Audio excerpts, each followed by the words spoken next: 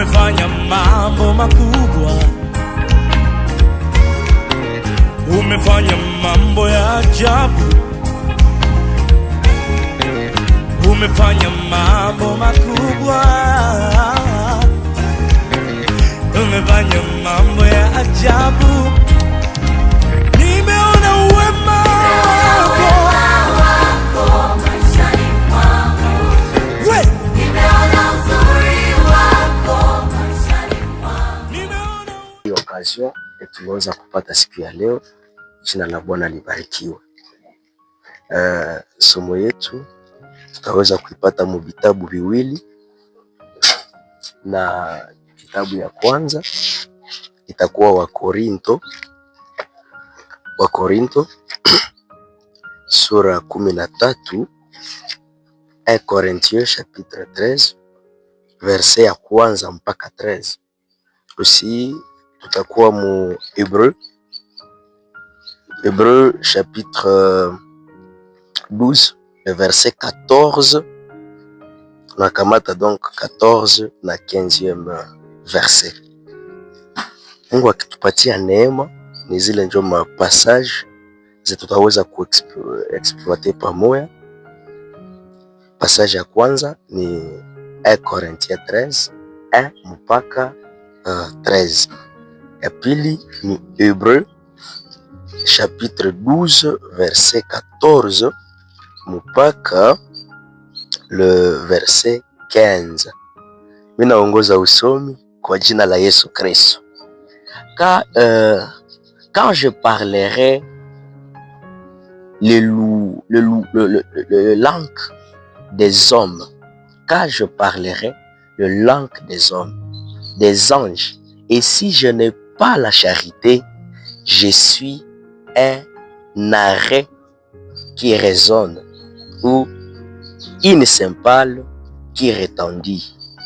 Et quand j'aurai le don de prophétie, la science de tout le mystère et toute la connaissance, et quand j'aurai même toute la foi jusqu'à transporter de montagnes, et si je n'ai pas la charité, je ne suis rien. 3. Et quand je distribuerai tous mes biens pour la nourriture de pauvres, et quand je le livrerai même mon corps pour être brûlé, si je n'ai pas la charité, cela ne me sert à rien. La charité est patiente, elle est pleine de bonté. La charité n'est point envieuse, la charité ne se vante point, elle s'enfle point d'orgueil. Elle ne fait rien de malhonnête, elle ne cherche point son intérêt, elle ne s'irrite point, elle ne soupçonne point le mal. L'injustice, mais elle se réjouit dans la vérité. Elle excuse tout, elle croit tout, elle espère tout, elle supporte tout. La charité ne périt jamais. Les prophéties prendront fin, les langues cesseront, la connaissance disparaîtra, car nous connaissons à partie et nous prophétisons à partie. Mais quand ce qui est séculaire, parfait, serait venu, ce qui est partiel disparaîtra. Lorsque j'étais enfant, je parlais comme un enfant, je pensais comme un enfant, je raisonnais comme un enfant. Et lorsque je suis devenu homme, je fais disparaître ce qui était de l'enfant. Aujourd'hui, nous voyons au moyen des miroirs d'une manière obscure. Mais lorsque nous venons face à face, aujourd'hui, je connais en partie, mais alors je connaîtrai comme j'ai été connu. Maintenant donc, ces trois choses demeurent ensemble. Vous y soulignez bien la foi, l'espérance, la charité. Mais la plus grande de ces choses, c'est la charité, parole du Seigneur. Amen. Nimeweza kuongoza usomi polepole sana pour que tuweze kuelewa de quoi s'agit-il. Deuxième passage, Hébreux chapitre 12, le verset 14 jusqu'à 15, je lis dans le nom de Jésus. Cherchez la paix avec tous et la sanctification, sans laquelle personne ne verra le Seigneur. Veillez à ce que nul ne se prive de la grâce de Dieu, ce qui aura aucune racine d'amertume poussant, de rejetons ne produisent des troubles et que plusieurs ne soient affectés. C'est la parole de Dieu. Amen. Siku ya leo assemble tunapenda tuzungumzie teme yenye iko simple kabisa yenye nasema tafuteni salama na watu wote. Amen. Tafuteni salama na watu wote. Tutazungumzia 3 points mwa hii enseignement yetu ya siku ya leo. Antuka ni enseignement. Tutazungumzia 3 points. Zile 3 points tukizimaliza tutakuwa tumemaliza somo yetu. Kitu ya kwanza tunataka sema juu ya mapendo ni nini? Mapendo. Kitu ya pili salama, alafu ya tatu utakaso. Hapa mkitabu ya kwanza tumesoma kitabu ya Waebrania, inazungumzia vitu vya kabambi vitatu. Kitu ya kwanza yenye Waebrania inazungumzia, wakati mwandishi Paulo alikuwa anajiadresi kwa Waebrania, alizungumzia vitu vya kabambi vitatu. Kia kwanza ni salama, kia pili ni utakaso, na kia tatu ni kutengeneza, yani urafiki limite, marche dans l'unité. Ni ile ndio nazungumziwa pale. Alafu à l'époque kulikuwaka religion mbili za kabambi zilikuwaka na zina kamata puissance. Ya kwanza ilikuwa ni judaisme na ya pili ilikuwa ni christianisme.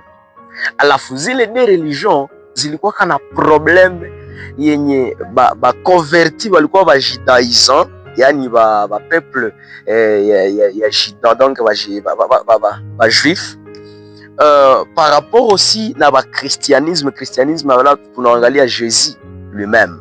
Alors problème yao ilikuwa nini ya kabambi sana walikuwa wanavivre nayo? Ilikuwa ni kusema mama wanasema shie kwetu kwa judaisme ndio kuko amani, na wasema hapana, shie kwetu kwa christianisme ndio kuko amani. C'est le même cas tunavivre leo. Mama ni wazalendo wanaosha combien de fois que si Jésus angelikuwa kwa wakoli kweli kama hatutraverse hii mateso yote, na bigase non Jésus ndio amani ya kweli. Alors kale kakitu kanakuwa epe partout kwa kila mtu. Me nini njoo yenye tuko tunapenda tuzungumzie katika hii yote? Kama leo tunaweza ishi mubaya ni sababu kumekosewa na upendo. Amen. Alafu wakati tuko tunazungumzia kitu ambacho nasema juu ya upendo,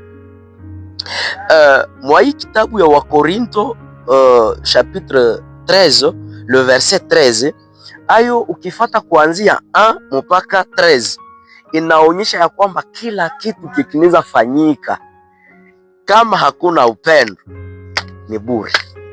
Ni ile ndio nazungumziwa pale, ni bure. Juu ya nini? Anazungumzia sana upendo, na kweli leo kama watu wameishi mbaya ni kukosewa na upendo. Watu wanaweza patiana masumu nijua upendo, unafiki mukazi upendo presque partout ukiangalia, lakini conclusion mnapenda hapa ku verset 13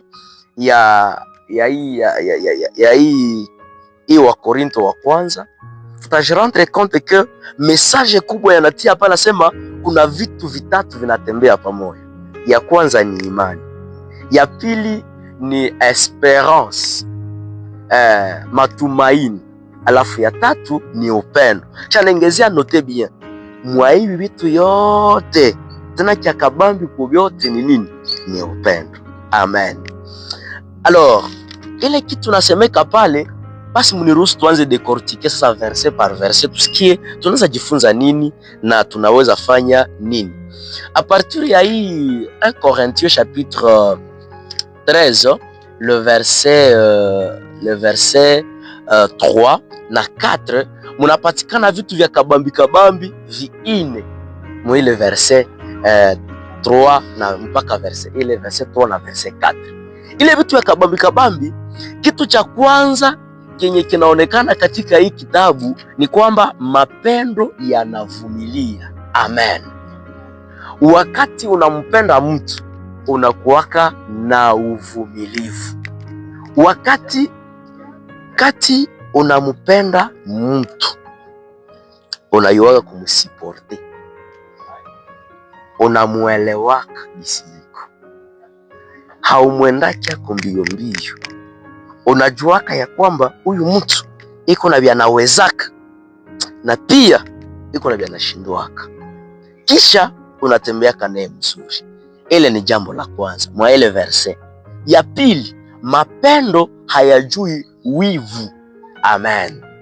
Ni kusema wakati umevumilia mtu, yaani nasa amebarikiwa, amefanya cha mzuri, ulieke ukiseme mubaya, unafurahiaka sana juu ni nyie ndio mumeweza.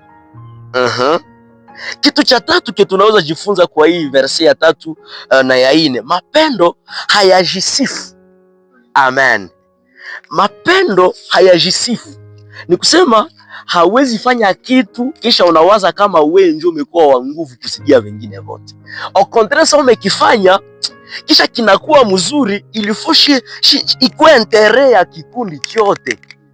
Yaani sasa tunataka endelea, hata kama wenje uliacha kinakuwa bie, hautaonesha kama ni wewe, utavize kwanza objectif.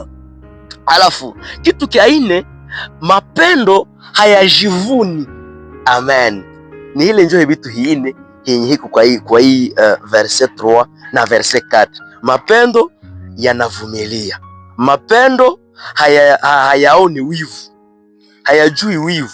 Ya 3, mapendo hayajisifu. Ya 4, mapendo hayajivuni.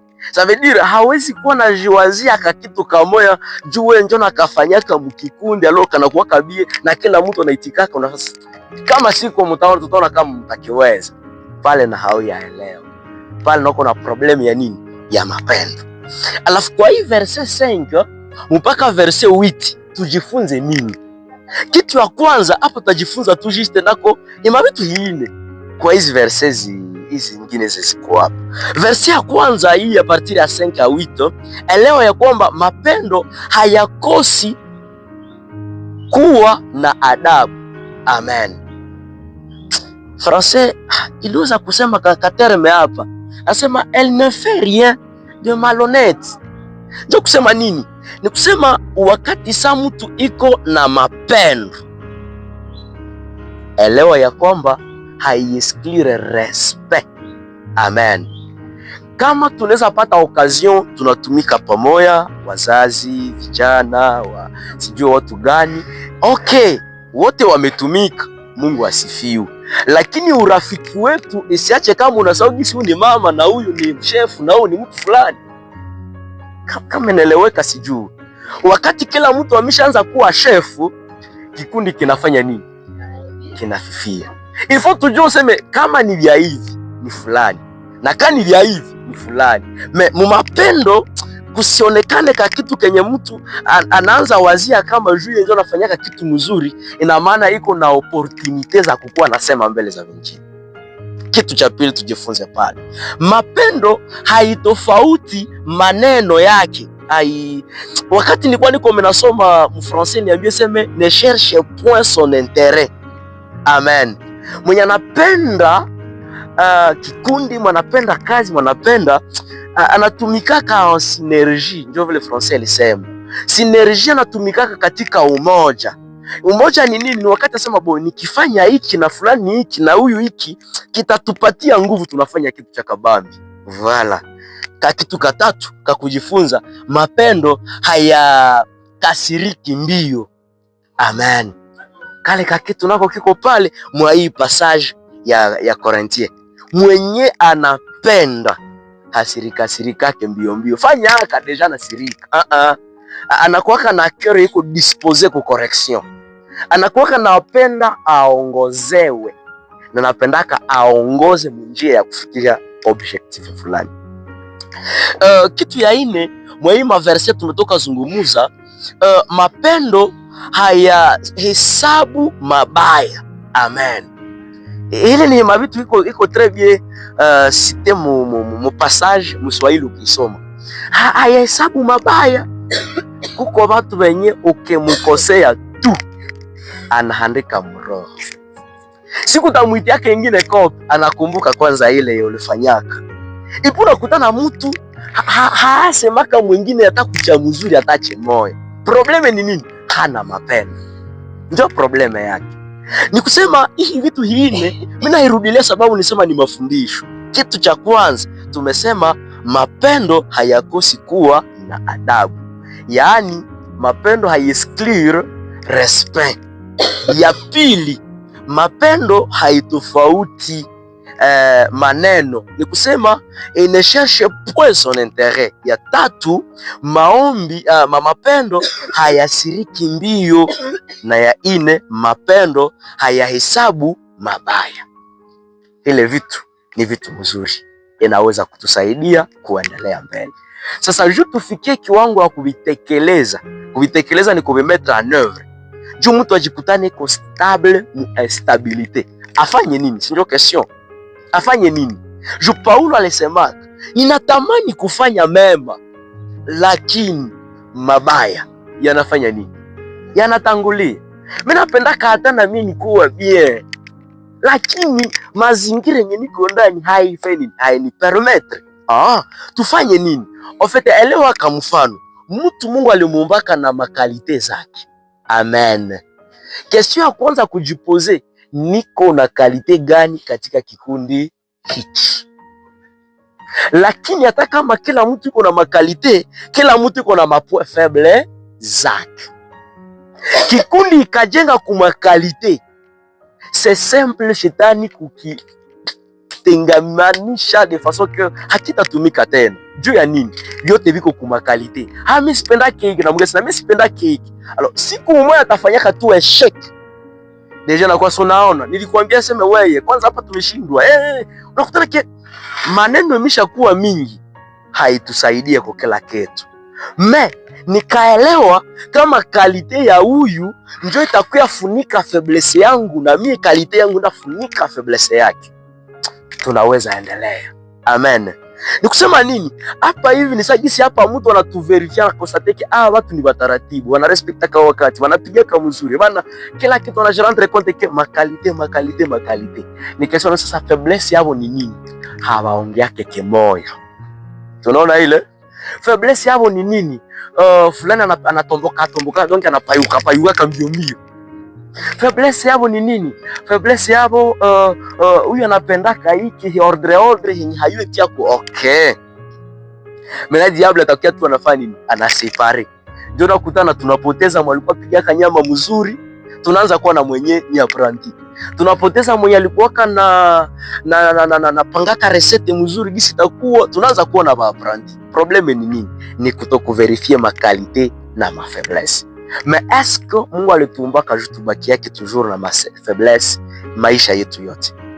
La Bible dit kuko makarakter zenye mtu anatengenezaka. Mtu anaweza zaliwa ni wa mbaya sana, lakini kwa taishi yake atakuwa shakuwa mzuri. Mtu mwali tufundisha somo moja kutuambia aseme mtu hakuwake gisi alizaliwaka, lazima mabadiliko iko. Sasa pale ili tuweze kuelewa, mimi natia feforo yangu mfaiblesse na vile tunachokoleana. Alafu kuele wakati sa mtu anataka kia tusepare, hata tusepare tena. Jumie nimekufichikia aibu na wewe umenifichikia aibu, kisha tunatembea pamoja. Amen. Note bien yenye tuelewe katika neno hizi. Tuelewe ya kwamba wakati watu wanataka jenga kitu, lazima wakuwe na vision. Amen. Wakati nilipata hii neema ya kukia fundisha huku, nilipata muda wa kuuliza Mungu, finalement ndaambia hapa watu nini? Le Seigneur m'a chuchoté quelque chose ya kusema hamuitiwe seulement mwa hii Goma. Dieu vous attend partout dans le monde. Et il me dit quoi? Il faut que tu marquer différence pour que tu kuwe na référence. Bapishi biko mingi banapiga kabia. Lakini ile mapoe faible yao tuifanya mapoe foro zetu. Na itatusaidia tunaenda au-delà ya kwenye tumefikia. C'est vrai pour que tufikie hapa hii kikundi. Mama ukimuuliza atakuelezea histoire gisi ilikuwaka. Mais attention, huko kwa tumetoka, huko tumefika na huko tuwafanya. C'est que tuanze réfléchir tena vision yenye iko mondial. Mondial ndio kusema nini? Tusijilimite tu kupigia Goma. J'avais apprécié ça mwenenda kama Tanzanie. C'était bien. Ça mwenenda maasio makiwanja, mawapi c'est bien. Na ili na jouer ku renommée na ku psychologie. Mais itafika mawakati zenye on aura besoin de groupes non stress. C'est anglais ile. Sasa eske mwisha soma na anglais kabisa? Non stress. Mutenda pigia Amerika hii. C'est que ça va exiger mutumike kule ma caractère. Bon, sasa tulikuwa mugari nisikese bon sasa shofa anasema. Unayotembeza kweli? Il y aura des moments où watakuwa na besoin mwenye anayotembeza. Et la vie doit aller de soi. Itakuwa na besoin technologie. Bana kulomba recette mama iko ya explication ya telefoni. Pale il faut uchape déjà machine ordinateur pale unasukuma menu na photographie yote inakuwa. Est-ce que ilishakuwa? La vision doit aller très loin plus que là où nous sommes. Amen. Vision, il faut na tufikisha mu niveau yenye tuna comprendre qu'il faut kikundi naenda mbali. Itenda mbali ya hii. Photographe, il faut tumuite ku téléphone. Peut-être à l'époque on devrait dire photographe iko déjà mu équipe. Allez, on fait ceci. On a besoin iko déjà mu équipe. Na ile Dieu tatusaidia. Mais attention, et notez bien que le Seigneur m'a demandé de vous dire toutes choses naomba discipline. Amen. Amen. Unaweza kamata décision ya bien. Cette fois-ci je travaille sur mes caractères. Mais quelle est ta discipline? Discipline yako ni gani? Alors, tuelewe nini kwa hii verse avake tushukie ku verse ya kufata. Mapendo hayafurahi kwa uzalimu. Hii Swahili ilikuwa nguvu kidogo. Sasa nilisoma mu français kaniambia haione faute za wengine. Amen. Kuko watu wenye hakuna siku washaka jiona kwa makosa. Yeye tu ni toi. Hakuna siku hata sasa fulani anaweza kaichi. Kama tunataka tuende mbali, tujifunze kuapreciate vile wengine wanafanyaka. Usione toujours fulani anafanyaka hiki, alors kulimosa hapana, basi pale kuki amefanya pale. No. Mungu alimpatia ile force juu uko pale. Français lisema hivi ingine kasema il ne fait rien d'inconvénient. Il ne fait rien d'inconvénient. Bon, mu politique njo mko kale kitu. Mais peut-être mu kwetu hakiko. Kuko watu wenye anatrikaka de façon kitu kiharibika pour que bamkumbuke ase fulani angekuwa kama hiki kinakuwa bien. Alors anajikaza aharibishe kitu moja hivi kwa mwingine njo kuonekane kosa yeye tu bakuwa nafanya. Akwetu wana applaudir. Mais très chers amis, tunapenda tuende mbali, tutenir compte na kale kitu. Kengine kitu kiko pale mu français kanasema elle ne se réjouit point de l'injustice. Ile inatusaidia. Alafu notez bien, mapendo yanafurahi pamoja na kweli. Amen. Mapendo inakuwa kama kweli. Wakati sa mtu hana mapendo, kudanganya ni kawaida. Ewa uko wapi? Mbona sasa niko quelque part il faut tufanye hiki na hiki bo. Okay, mimi nafika mu 5 minutes. Unachunga 5 minutes mtu hafikaki. Probleme ni nini? Haiko sincere. Jo akasema verite, itakuwa putre. La verite ni kitu ya kabambi. Na ile imeonekana imeshindikana mu magrupe za mingi. Jumi njo nileta kope. Kulimoni waambie sasa ni 300 alors que ni 400. Je ne jipate. La verite ni kitu ya kabambi. Alafu tujifunze nini kwa hii verset 7 na verset 8? Mule hatujifunza vitu mingi mais namo tutaweza kujifunza vitu vitatu kabisa. Vitu vitatu tutaweza kujifunza pale. Kitu cha kwanza, mapendo yanahimili. Kuhimili ilikuwa tena swali ya nguvu. Mapendo kuhimili ni excuser. À d'autres sens, en toute occasion, il pardonne. Amen. Kali njoke nitafuta mu français. Donc kwenye kuko mapendo waliniambia seme elle ne se plaît jamais. Mna kujiplaindre.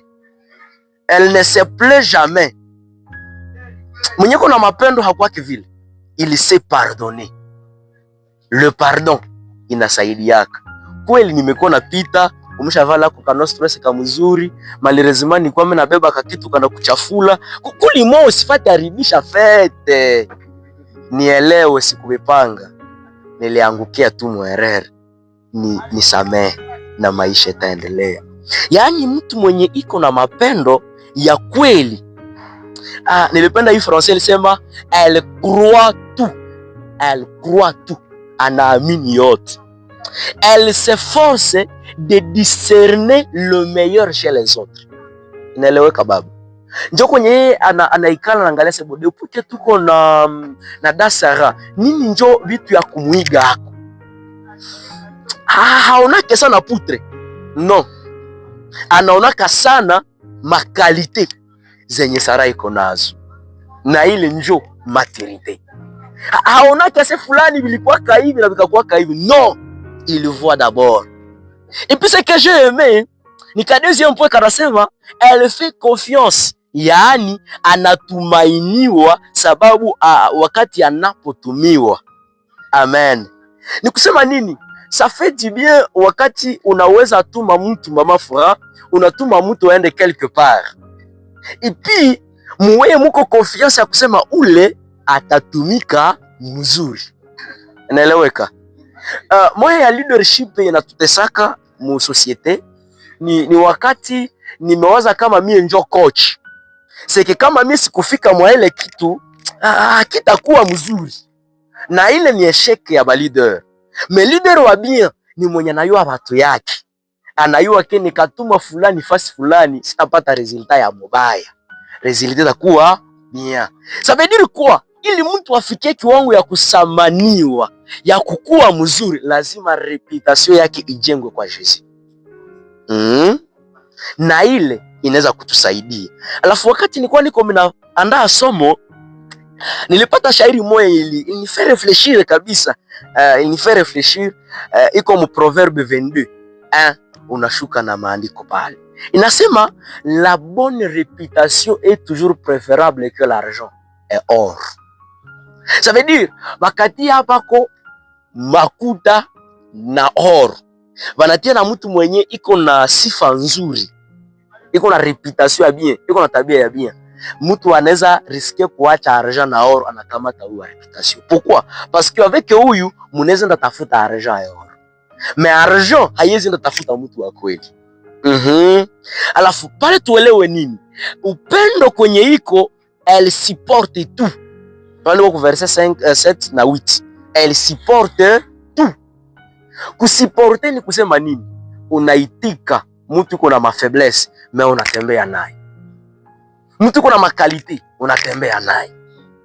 Alafu hapa hivi wakati nilikuwa naingia nikasoma Biblia ya moya ikaniambia kitu kakaniogopesha, mais c'est quelque chose que Dieu peut faire. Elle dit quoi? Elle supporte tout, elle surmonte toutes les difficultés. Amen. Elle surmonte toutes les difficultés. Ni kusema mumakazi zetu zote zitakuwa tuko tunafanya tuelewe ya kwamba fashi yote kwa tutaendaka kutakuwa toujours de bonnes choses et de mauvaises. Haiko tu raha. Kuko mtendaka munapigia de façon que muna comprendre que hapa sawa. Mais kuko mtendaka munasufrire. Mais mwenye kuna mapendo iko capable kusupporter kila kitu. Et c'est ça la maturité. Alafu tujifunze nini kwa hii verset 7 yayo peke? Ça va? Verset 7 tujifunze vitu vingi. Aujourd'hui j'ai la grâce de trouver 4 choses. Donc mujisikie huru, ne soyez pas gênés. 4 choses je tujifunze kwa hii 7e verset.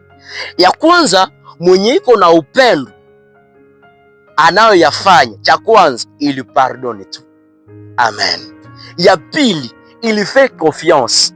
Ya tatu, il espère.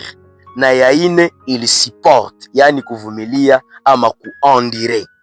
Yani ile maneno yote wakati kuko upendo ina contribue juu vision ikuwa accompli.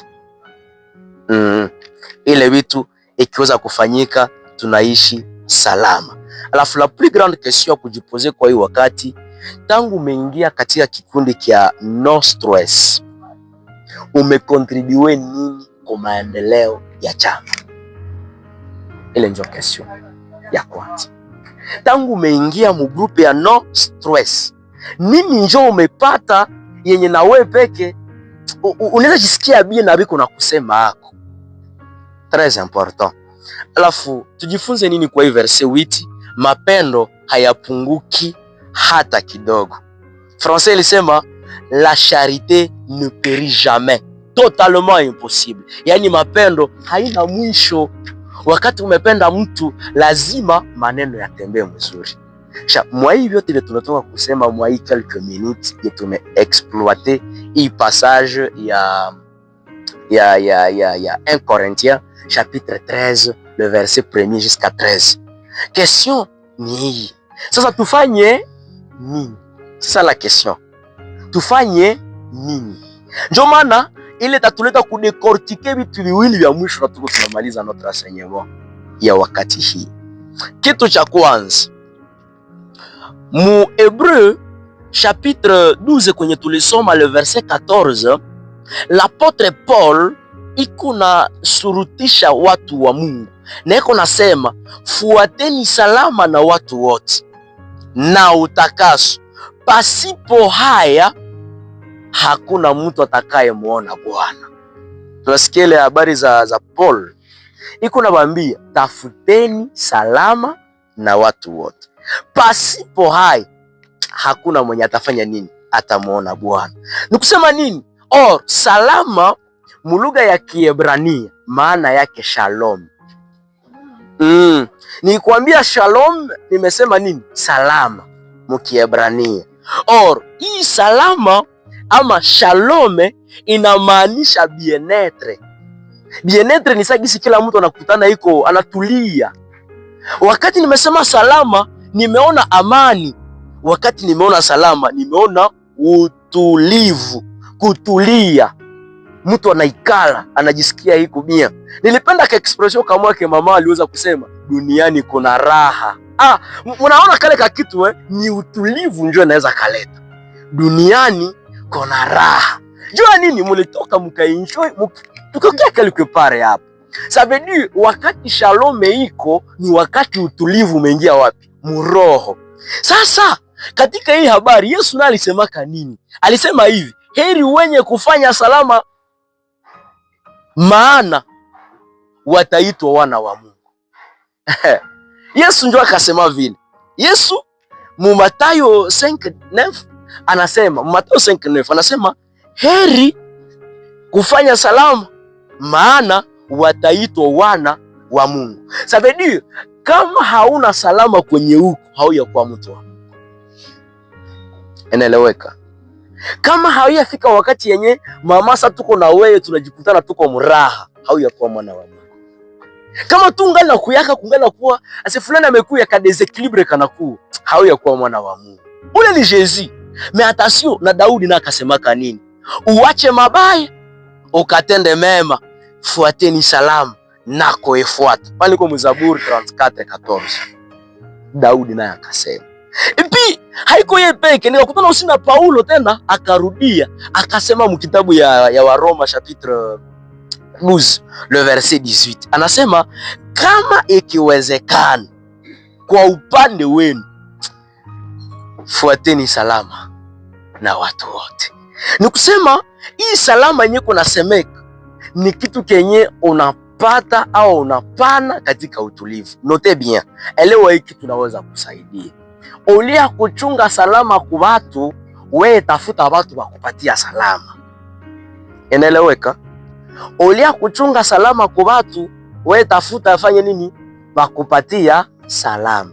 Juu ya nini? baba ukifanya taka bien sahihi. Usishangale mwanadamu anakuambia sema yake mobile vyote hiki ndio uliona tu nifanyizie.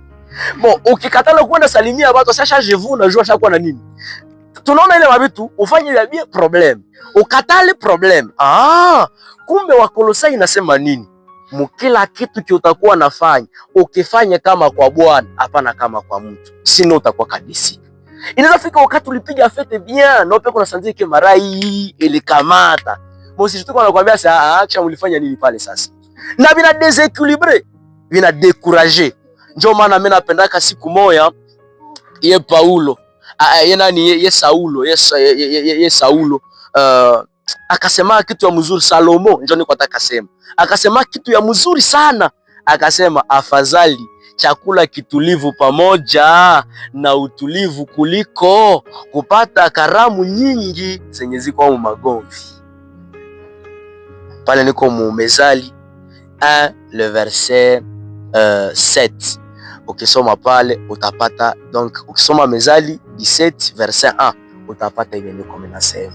Yana anakosea watu wanasema ulia kula vya mingi bila raha. Omuna kula kimoya na uko na raha. Ulia kwenda mu mafete 50 kisha uziharibishe juu ya kupenda upate vilaka sana. Omuna kamata tu kimoya juu mkimoya ndio mnatokaka kingine. Inaeleweka? Moya ya maeshek ya wafundi ni kukamata vyote. Hana wakati ya kufanya nini? Ya kuvitumika. Afadhali kamata kimoya kenye unayo utatumika bia na maisha yanaendelea. Alafu kwa hii passage nilikuwa nimelase vitu vitatu ambavyo vinapatikana mwa hii wa Korinto 13 verset 13, 1 Corinthiens 13. Nilikuwa nimesema vitu vitatu muhimu. Nilikuwa nimesema cha kwanza ni imani, cha pili ni matumaini, na cha tatu ni upendo. Lakini mvile vitatu vya nimesema, ya kwanza ni imani, ya pili matumaini, ya tatu ni nini? Upendo. Na mvile vitatu vyote ataka vinadumu, vinaitilize kudumu. Mama, nikakwambia sema udumu ni kusema andire mko vizuri na vibaya. Kikundi chochote chenye chiko raha hachina avenir. Hachina. Uweze normal, ushindwe normal. Ukomprendre kisa hau yatumika. Ilifuna fika mu niveau na Geneva watu wasi, wamekuwa banani, bashafa ma voyage, bashafa na iko nini? Et c'est ça la maturité. Maintenant, uweze kumaintenir ile neema, ile discipline inakusaidia. Itakusaidia hii wakati utaelewa gisi upendo ndio chanzo cha vingine vyote kuendelea. Tunaelewana? Mungu atusaidie. Alafu neno kubwa ambalo nimesema ni upendo. Ili tuweze kuifikia, tunasema ku troisième point yetu ambao tuliweza kuandaa ni utakaso. Baba yangu, maisha yote yenye haina utakaso ni bure. Tana Biblia, maandiko matakatifu iko clear, inazungumuza, inasema hata ufanye vitu namna gani kama hauna kujitakasa, hakuna kitu, hakuna. Alafu tujifunze nini kwa hii habari? Utakaso maana yake nini? Cha kwanza, utakaso ni kuwekwa kando kwa ajili ya kutimiza mpango fulani. Dadangu, umeelewa? Umewekwa kando kwa ajili ya kutimiza mpango fulani. Wakati nilikuwa nikiandaa somo hii, Mungu alikumbusha mtu mmoja Samson. Simusha kamsikia. Mwenye alikuwa na manyele mingi, na Biblia inasema kwamba asemaka kichwa yake sifeni, isinyole wake, sikati wake ama malame. Mais certain moment Delila akafanya nini? Akajitokeza. Bonjour, Samson hakuwaka alisawagi njo espoir wa taifa, akajituma kulivrer secret. Kama tunakumbuka bien, akalivrer secret yake juu ile nguvu zikue. Akasema mimi juu niweze, nijua hii nguvu ni nyele ni vitu gani ya de moment tuna risque kulivrer ma secret za kikundi chetu kwa watu wa nje, kisha wanatudetruire. La maturité, c'est la discrétion. Amen. Alafu utipe mutakaso wasemaka lame sife nini isipitaki seki asinyolewaki. Mais est-ce que kunyolewa ni dhambi? Est-ce que kunyolewa ni dhambi? Seki tuelewe hiki tunaweza kutusaidia ni kanote bie kazuri. Cha kwanza, babangu hatukumbiwaka sawa sawa. Hatukumbiwaka sawa sawa. Osi hata kama hatukumbiwa sawa sawa, hatuna misiomo kwa hii dunia. Na hatuna misiomo hata mwa hiki kikundi. Kila mtu iko na yake ana contribute na maisha iendelee. Alafu tuelewe nini utakaso ni kujitoa kwa Mungu wewe wote. Vile njoo wa Roma ilisema, kujitoa kwa Mungu wewe wote. Alafu yani hivi tuko tunazungumzia na malizia kwa hivi vitu hii sita inaweza kutusaidia mbele tuendee mwisho ya somo yetu ya siku ya leo. Kitu cha kwanza kinaweza kutusaidia ili tufikie kiwango ya kutafuta salama na kuifuata, ili tufikie kiwango yenye hivi vitu vitatu vya tumezungumzia. Sababu nisema juu ya 3 points. Kitu ya kwanza niliweza kusema juu ya salama katika hii somo yetu. Kia pili nimesema juu ya upendo, na cha tatu nimesema juu ya matumaini yenye nakuwa pale. Alafu tukasema ni utakaso, mapendo, salama na utakaso. Ndio vitatu vimejenga somo yetu ya siku ya leo. Alafu ili tufikie salama na watu wote, kitu cha kwanza ambacho kinaweza kutusaidia, tuchokoleane. Unaelewa ile? Tuchokoleane. Mtu akikosea funika aibu. Objectif tufikie wapi? Lengo. Kitu cha pili, tujitahidi kukuwa na elewana. Mwenyeko na upendo anayuaka elewa mwingine pia. Hayampitizake kwanza mbali, inamsaidia kuendelea. Kitu ya tatu, anakuwa chanzo cha utulivu. Wakati sasa unawaza kwa mwingine, unajisikia uko fier. Hapana tu kukuwa na msema kowe bye. Vibani entre nous. Français nasema le linge sale se lave en famille. Mais quand on est en public, tutapane kuya mzuri. Amen. Kitu yengine ya kutusaidia, watu wanakuwa na nia moja. Nia moja ni nini? Mupate wakati ya kurefleshiri kwa hii kikundi, kwa upana, kwa urefu, kwa kiwango chote. Mudizan plan strategique ya hii kikundi ni gani? Tunapenda dadizo fulani atakuwa na mekuwa nani, alafu tutakuwa tumekuwa na masite gani, wapi na wapi. C'est aussi possible. Tunakuwa na site moja Mubutembo, site moja Mugoma, site moja et puis ba coordonnateur njo nyie na revenu na ingia. Oui, ça veut dire tout réfléchir grand. Tujiposer question est-ce que na ba homme politique hatuzifika mu niveau kwanza bapigia. Ah oui, c'est que tu réfléchir sana kwa intérêt kwa tunaenda. Tusione sana kwa tunatoka. Kwa tumetoka kuko mubaya. Lakini kwa tumefika ni neema. Meko toko tunaenda ni kwa mzuri zaidi. Kama haulete nguvu yako na mie yangu na mwingine yake, hakuna chenye kitafani kitawezekana. Elewa ya kwamba ili tufikie mbali, tusameheane. Kama mtu ashaka kukosea, pardon, usitoke kwa hii Njogoma beach na ungali nayo. Rukisha avyo mara lake hii, acha viende mulake mara. Oui, musamehe, jikutane kero imetulia. Wakati ni kwa kuhila Afrika, bali tufundisha kitu kimoya. Nikikusirikia, poa yenye uko nayo, enenda jitoke kuroho yangu. Nawe, chafa nombre ya watu wemira kwa zikia. Yote minakuwa hapa. Njoo kutana mtu ni wa matasio, inapanda, inashuka, problema hawaya samehe yaka, samehe watu na uishi salama. Wakati ni kwa kule wakatuambia kitu wengine, asema wazo ya mtu par jour inafika mu 60,000 pensées zaidi. 60,000 pensées zaidi. Lakini cha kushangaza, mwa ile 60,000 pensées au moins plus de 70% ni ya mubaya. Inaeleweka? Sina Paulo alisemaka gisi tulikuwa tumeintroduce. Natamani kufanya mema lakini ni mabaya tu. Na ndio maana ukiangalia miziki hazina sense. Watoto njozi wanabanaka. Na watu wanazibanaka kushinda zenye ziko hii za kukusaidia kuendelea mbele. Kumbe kitu kitatusaidia katika hiki kikundi. Daudi alisemaka nimeficha neno lako moyoni mwangu ili nisifanye nini? Nisikukosee. Eske uko nataka kusoma Biblia mama?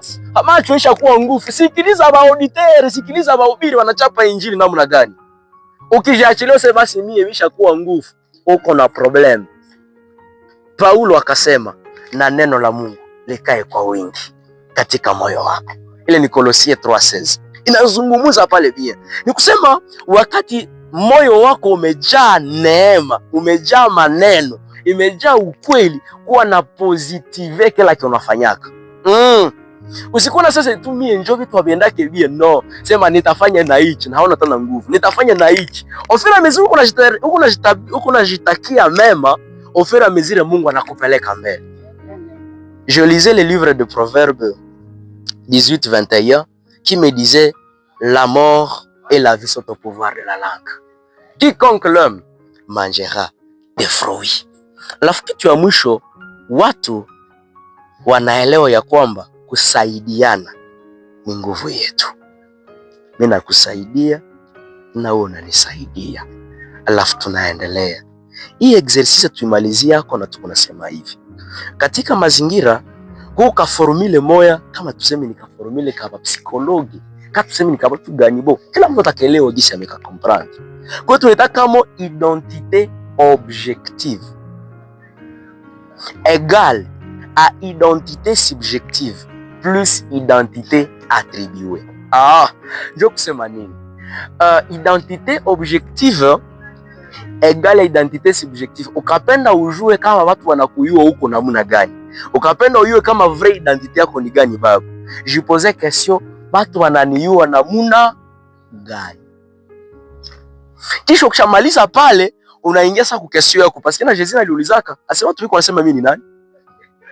Kisha sasa tayua kama ni wanakusema yeye, kisha naona je posais question na mimi najijua namna gani?